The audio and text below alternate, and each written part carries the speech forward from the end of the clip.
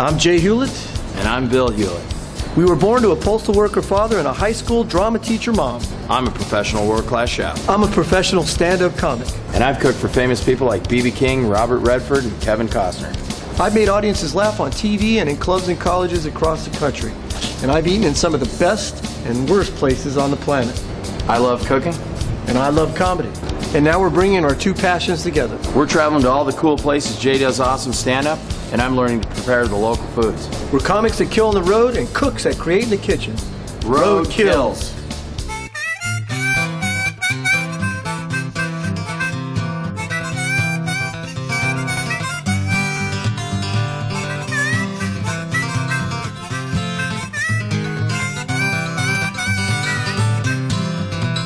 I will be there in the morning if I live. Be there in the morning if I don't get killed. If I never no more see you again, I said, be sure to remember me. Well, if I never no more see you again, I said, be sure to remember me.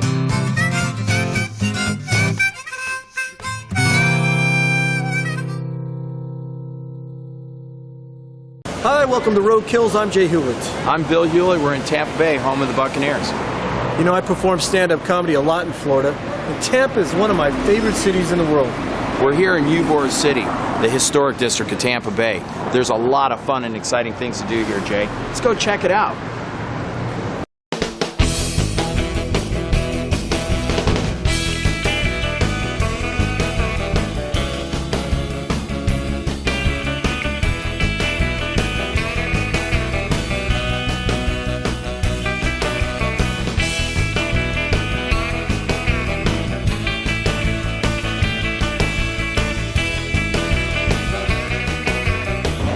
I'll be doing the comedy thing at the Improv. When you come to Tampa, make sure you check out the Laughing Cat, one of Tampa's best Italian food restaurants.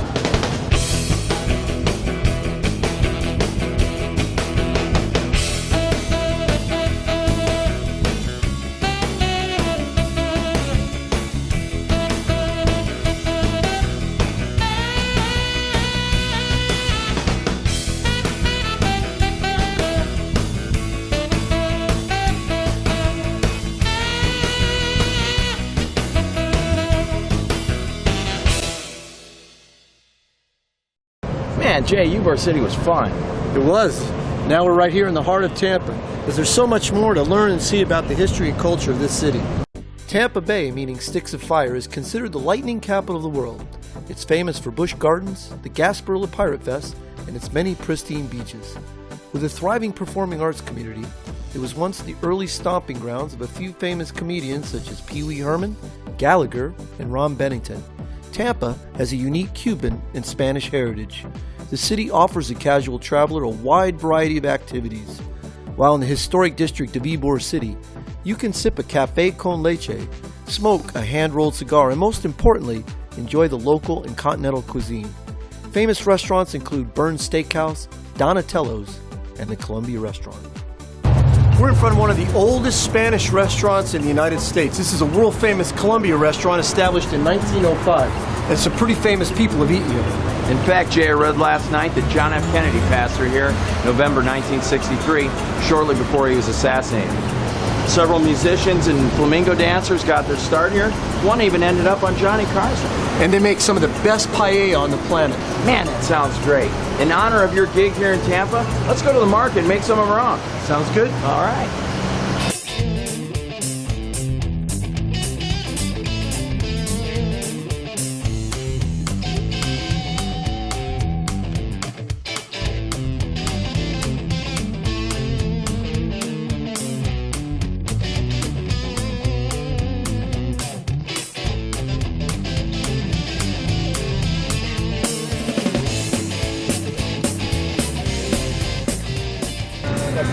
Wow.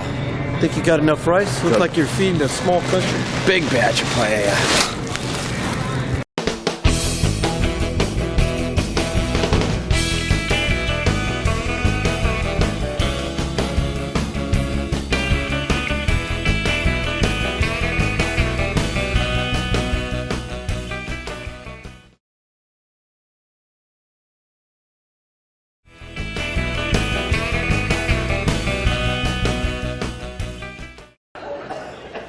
there are all kinds of things now. You could get a magnetic bracelet. Have you seen these? They cure arthritis. Magnetic bracelet. Yeah, it's supposed to cure arthritis. Didn't do anything for me. All I know is when I grab my crotch and cross my legs, my garage door opens up. Been traveling around the Tampa Bay, Florida area, tasting some of the culinary delights in the greater Tampa area. I've been performing stand-up comedy at some of the local clubs. Done them all. The improvs, I've done Catch a Rising Star, done the Chuckle Hut, the Laugh Shack, done everything between here and everywhere you can imagine. And I'm with my brother, Cordon Bleu trained chef, Bill Hewlett. Well, as you can see, my brother loves my cooking. But anyway, that's another story. I started 31 years ago busting suds at a small Italian food restaurant, Basil's Italian Food in Tucson. That wet my tooth. I think it's a genetic passion. My grandmother invented the Rice Krispie treat. And as a kid, I remember when we saw those treats stacked up on the plate. And the marshmallows. And just the smell of the kitchen as she was making everything. We just knew that we weren't at our mom's house. I think the real education was when Mom would cook for us. She's a great cook now. She used us kind of as guinea pigs. And one of my favorite adventures with Mom was when we had breakfast one day and she put the grapefruit out. And there was a product called Sweeta, which was a sweetener, but she had confused it with the Visine bomb. Yeah. She squirted that all over our grapefruit, and the rest is history. We had the squirters too. Yeah, it was a liquid sweetener, and I'm seeing the Visine coming, but my mom was nobody you could correct early in the morning. That she was a school teacher, didn't want to hear anything educated from a kid. So she said, just, pretty much quiet down and eat this, and squirted Visine all over my food. Later did I learn that Visine is a laxative, but I learned, I think, that So that's our real education. We always joke all the time, whenever we get something burned, just like Mother used to make, we actually like it. So that's good. Tell us about your education at the Scottsdale Culinary Institute. Well, that started when I was 42 years old. Everybody running around me was 18 or 20. I remember I was in the hallway and one of the students said, "Hey, what's our homework tomorrow?" I said, "I don't know. I haven't been in that class. I'm a student also." And so I stuck out like a sore thumb, but I had a very serious passion to finish this and dedicate it while all the other students were partying and having their heyday or feeling like they were going to drop out. But you had a lot of, you were working at Basil's. I mean, the real education really came all that time that people were in school. You were doing dishes when you were 12 years old at Basil's Italian Food, and you worked as an executive chef at that Bluebird restaurant when you were like in your 20s. So you had the school of hard knocks, I would think. Exactly right, Jay. When I entered school, I was in the business 25 years. I wanted to polish up with a degree. Cool. So I could continue on serving the public like I have. So we know we're in good hands. We're not going to get any Visine in the food. And speaking of, we got the ingredients all ready for the paella. What do we got going here? A paella means a two-handled black pot, but any pot will do. You can actually do it in a wok if you don't have any such equipment as the standard definition paella. It's also a potpourri of mixed meats. There is no standard paella. It's what your heart desires. It's a Cuban in origin, though, right? Well, actually, it started in Spain and came over with the conquistadors, and Venezuela is very famous for it, but a lot of South Americans ended up here in Florida. So you got your standard fare here. What do we got going? Okay, in my paella, I'm doing a whole mixed bag. I have arborio medium grain rice, clam juice, Florida Bay lobsters from the Tampa area, Canadian clams, fresh. We have cilantro, Italian parsley, a Spanish onion, chicken stock house-made, 1620 shrimp, lean pork diced, chicken that's been cubed off thighs and roasted bell peppers, bacon that we're going to render. My spices are going to be saffron, 120 an ounce, smoked paprika, black pepper, sea salt. We have cinnamon stick for our flan, which is caramelized sugar in a bowl with a custard. And the custard has vanilla bean and the cinnamon stick. Garlic that's been chopped, and a fresh bay leaf from the laurel tree. All right, so we got all the ingredients. We got my brother, we got the chef, we got the comic, we got the food. And when we come back, we're going to throw everybody in the pool and make some paella.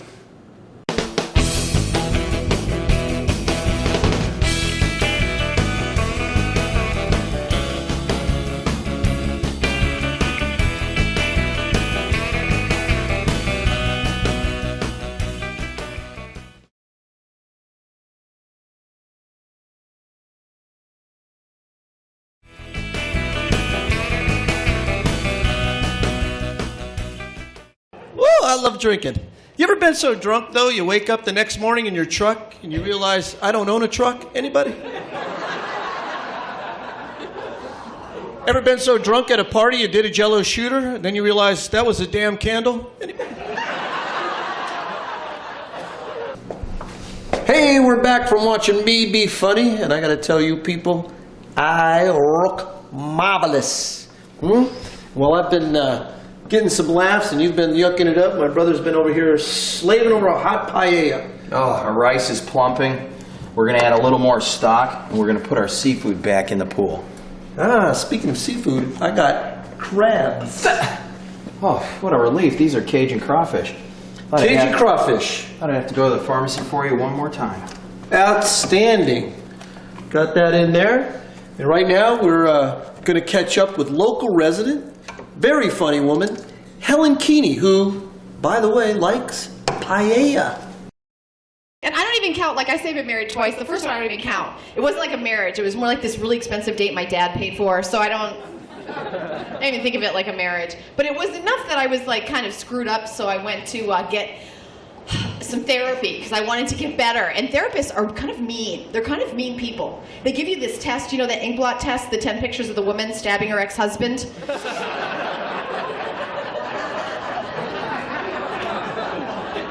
Where's my snack? We're going to get to that. I was told this is like a show where you're going to come over and feed me. Oh my God, Jean?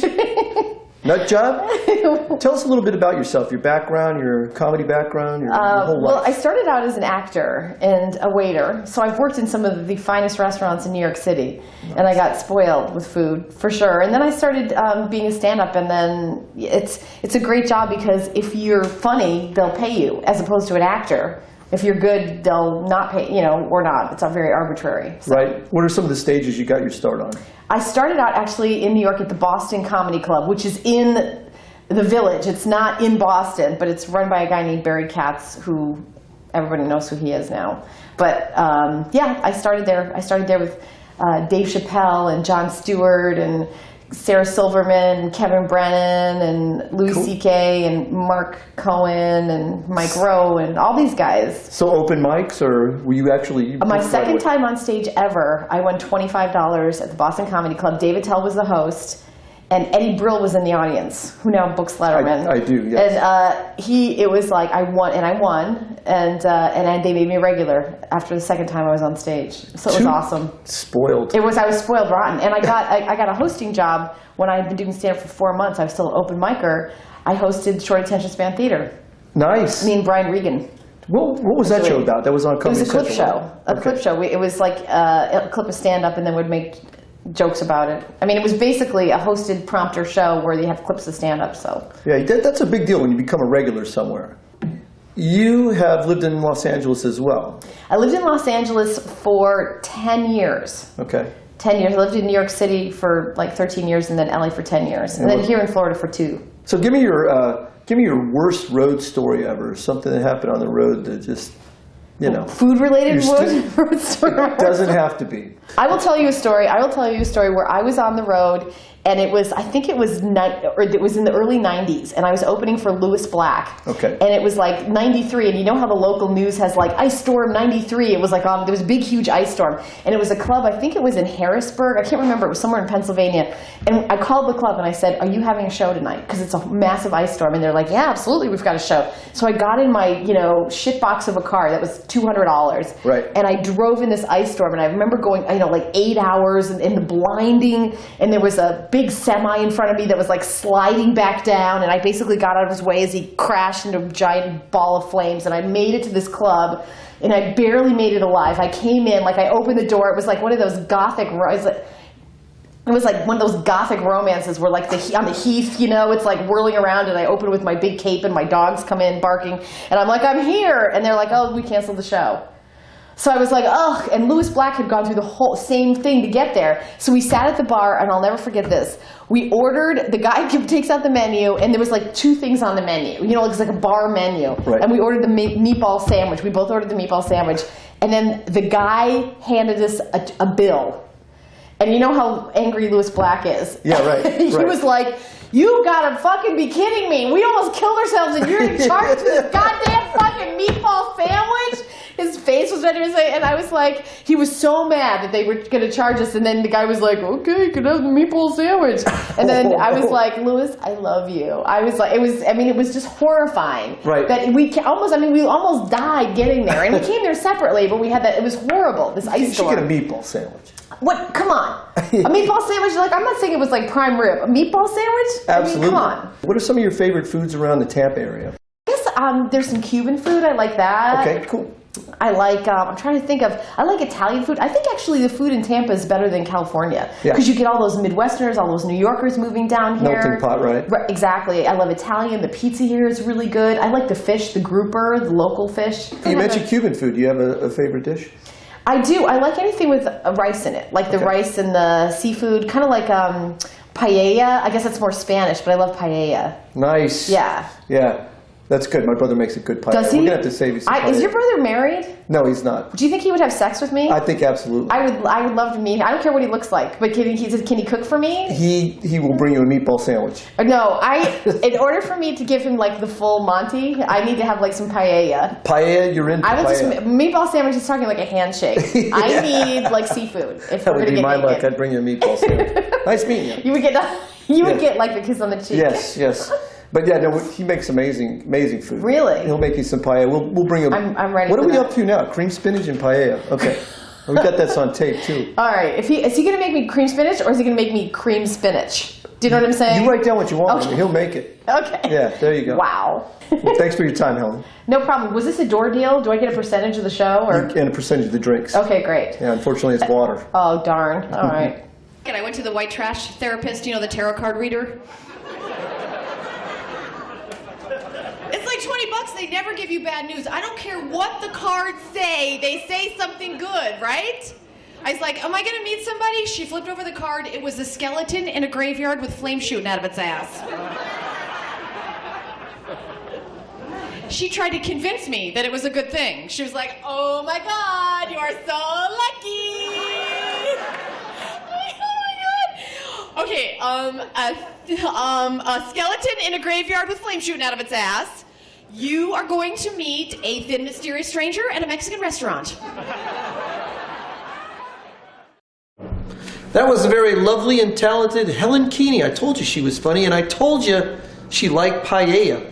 And we're going to take a look right here and see what's next for our paella. What's going on, bro? We're putting in the 24 ounces of stock to our 12 ounces of rice, which is 3 times 8. There's 8 ounces to a measuring cup, so we have 24 ounces. I'll put 2 extra ounces in after we pull it out before we add the kids there.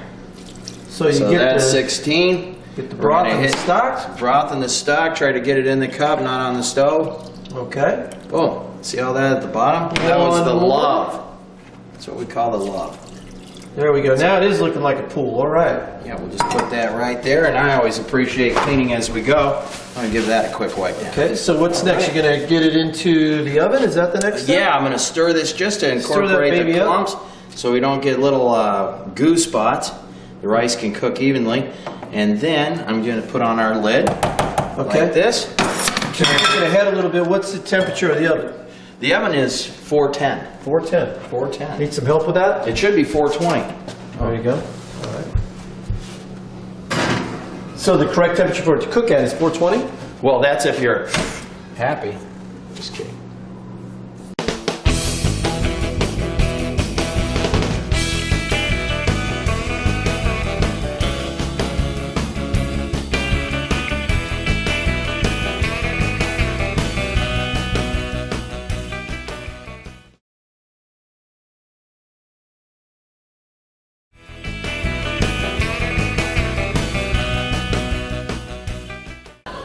What can I say? I love the sound of my own voice. I know it's narcissistic, but I'm not going to lie to you. I like to listen to. I love my voice too much. I know. Sometimes you guys talk to me, and halfway through I stop listening to you, and I start to imagine how much better that would sound if I just said that to myself.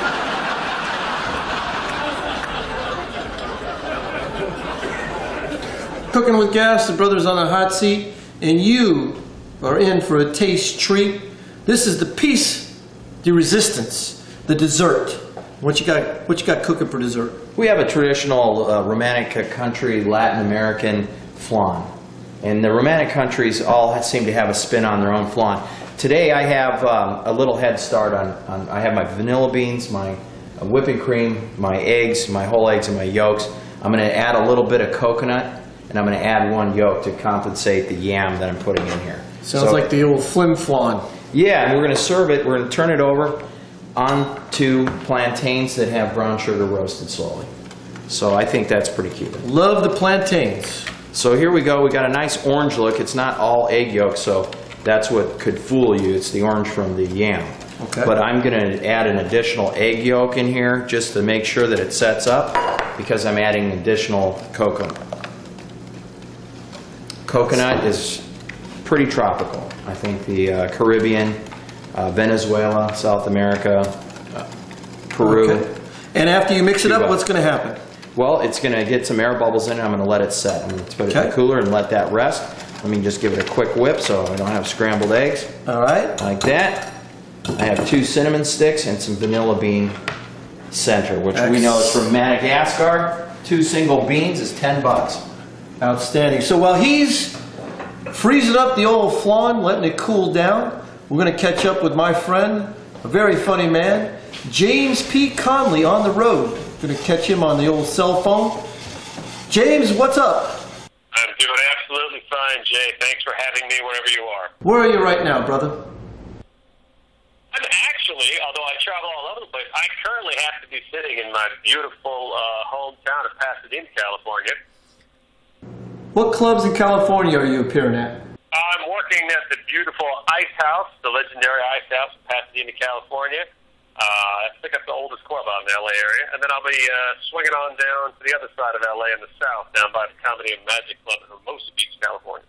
You were a legend on the National Lampoon Comedy Hour. Tell us about that.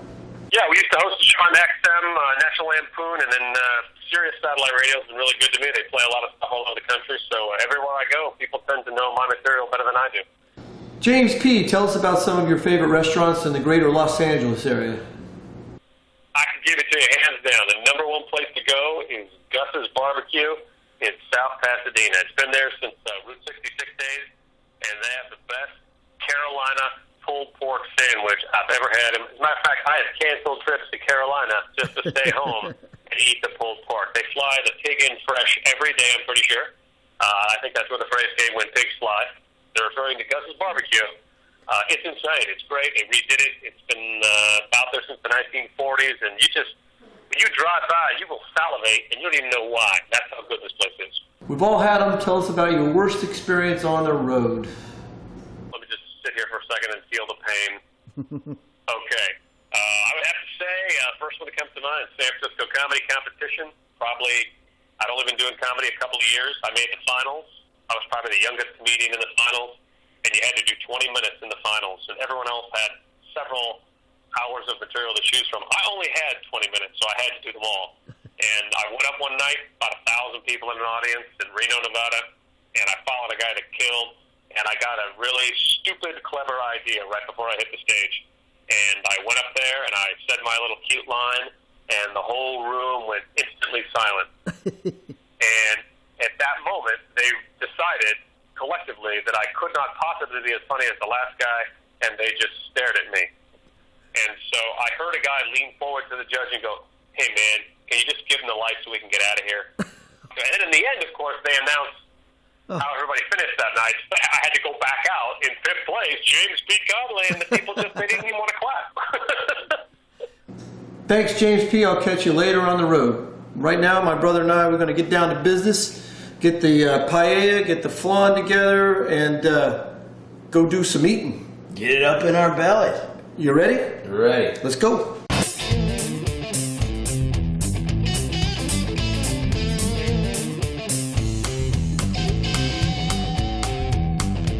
Wow, that looks good.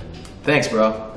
Now that's it for Roadkills. We're comics that kill on the road and cooks that create in the kitchen. We'll see you on down the road where we'll be making funny and food in a town near you. Bon appetit. Let's eat. Let's eat.